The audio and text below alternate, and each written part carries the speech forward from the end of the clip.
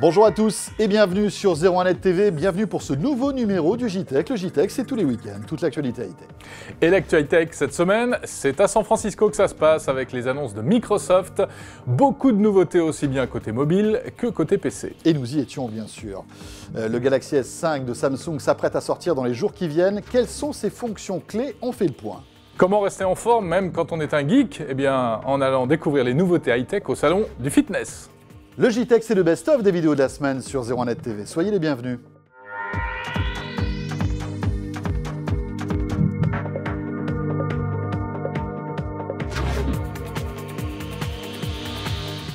On va commencer par la partie mobile avec un nouveau Windows Phone. C'est Windows Phone 8.1 et son lot de nouvelles fonctionnalités, Eric. Alors, cette nouvelle version, qu'est-ce qu'elle embarque?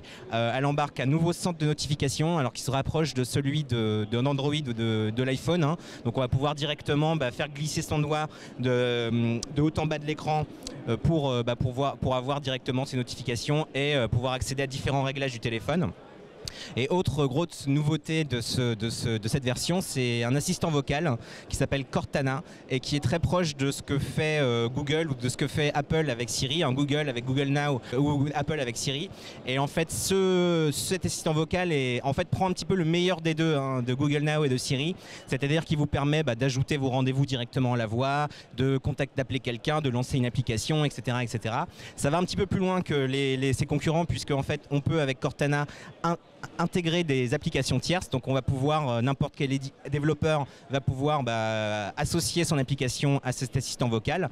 Ça fonctionne avec Bing, donc il va pouvoir aller chercher des informations de l'internet pour récupérer, pour vous donner des infos sur la météo, sur votre joueur de sport préféré, aller chercher des infos sur Wikipédia, etc.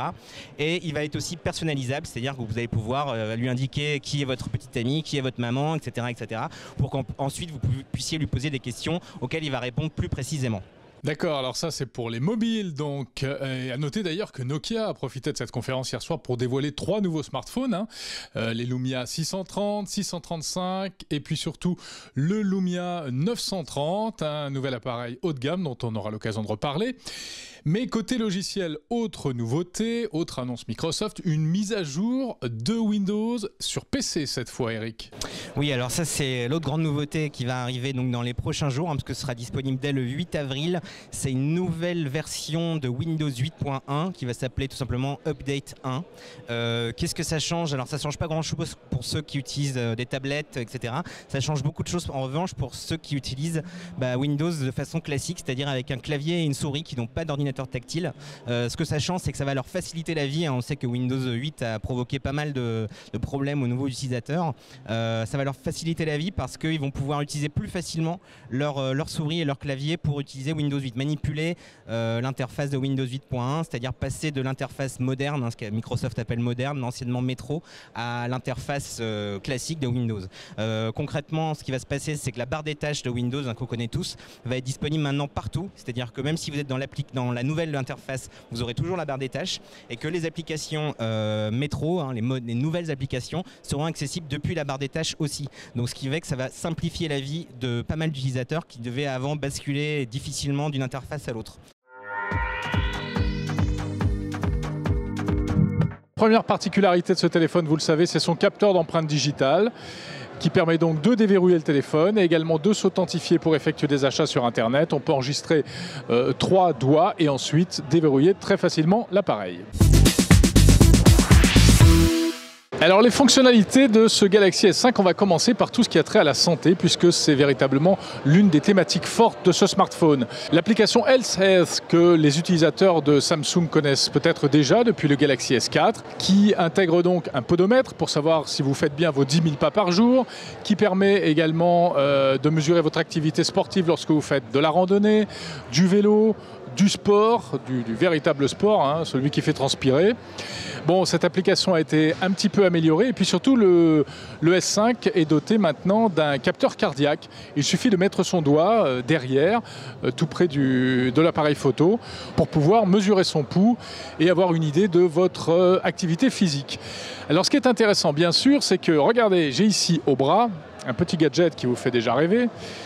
C'est le bracelet Gear Fit qui va sortir en même temps que le Galaxy S5, qui aura certaines fonctionnalités utilisables seules. Par exemple, le podomètre fonctionne sans téléphone, mais qui sera véritablement également un prolongement du Galaxy S5.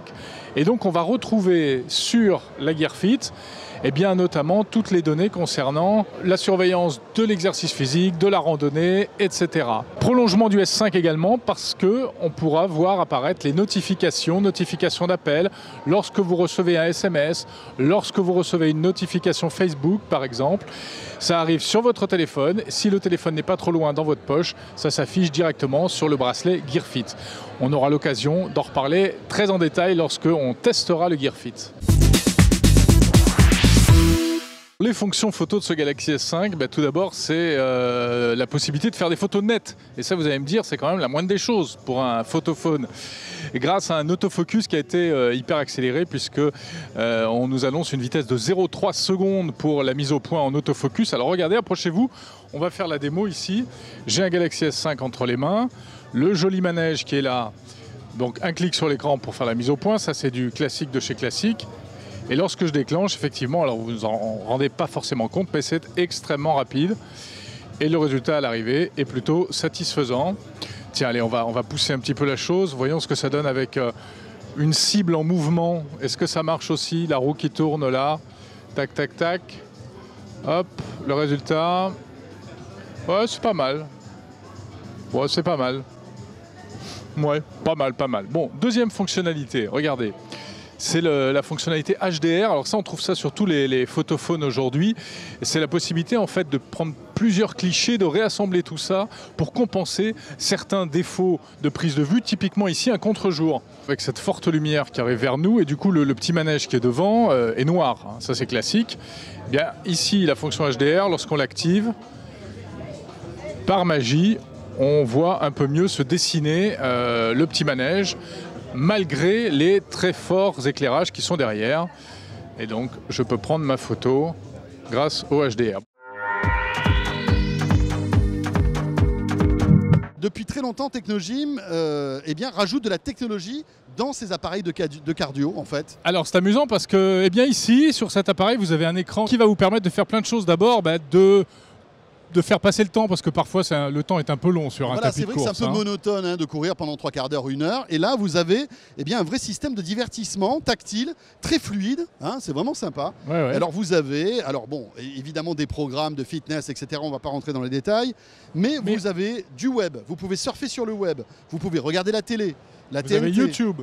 Vous avez YouTube, donc choisir les vidéos de 01net TV si vous voulez, par exemple.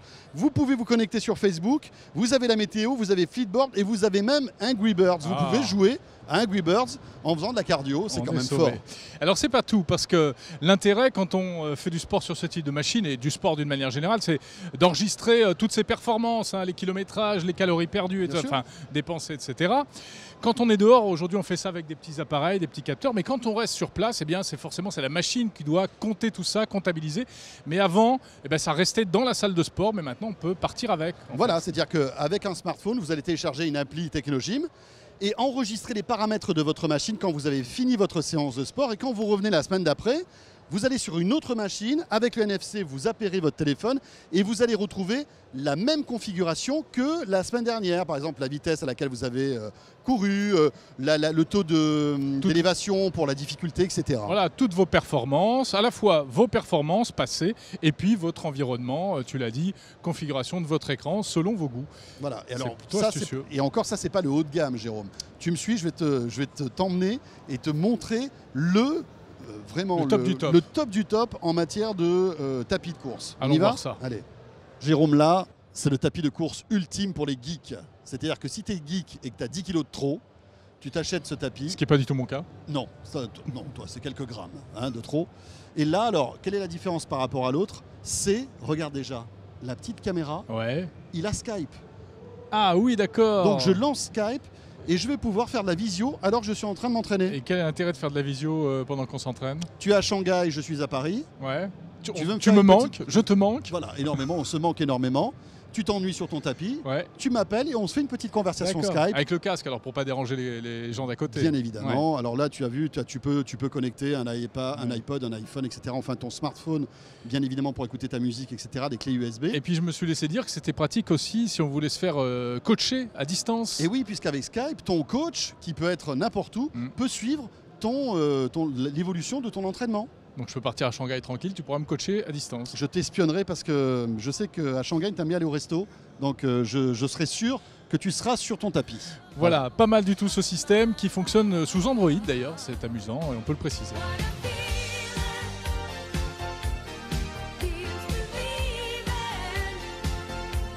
Bon alors regardez où on est. On est en plein exercice, vous l'avez compris. Pour une fois, Ouais, c'est rare. ça nous arrive pas souvent. Ouais, c'est vrai. Et nous faisons une course de vélo. Oh, je crois que je te suis rentré dedans là. Voilà, alors on fait une course de vélo pas tout à fait traditionnelle, on va dire, puisque vous l'avez remarqué. Nous sommes sur un vélo T'es un peu soufflé, d'appartement. Bah, tu m'étonnes, ça fait un quart d'heure que je pédale comme un malade. Et en fait, on a un écran devant nous qui nous permet en fait de vivre la course, en quelque Voilà. sorte. Comme si on était en pleine nature, puisque il y a d'autres coureurs, il y a des décors, il y a une route à suivre. C'est un vélo statique, mais avec le guidon qui tourne. Ça, c'est plutôt rare. Il y Et a alors un en fait, arbre. voilà, ce qui est intéressant, c'est l'aspect ludique. C'est-à-dire qu'on a l'impression vraiment de jouer aux jeux vidéo. Et comme on est pris au jeu parce qu'il faut pédaler le plus vite possible pour être le premier, eh bien, ça marche. Ouais, alors le but, c'est de se dépenser, de faire de l'exercice, mais sans s'ennuyer, parce que c'est vrai que les vélos d'appartement, d'habitude, c'est un peu casse-pied.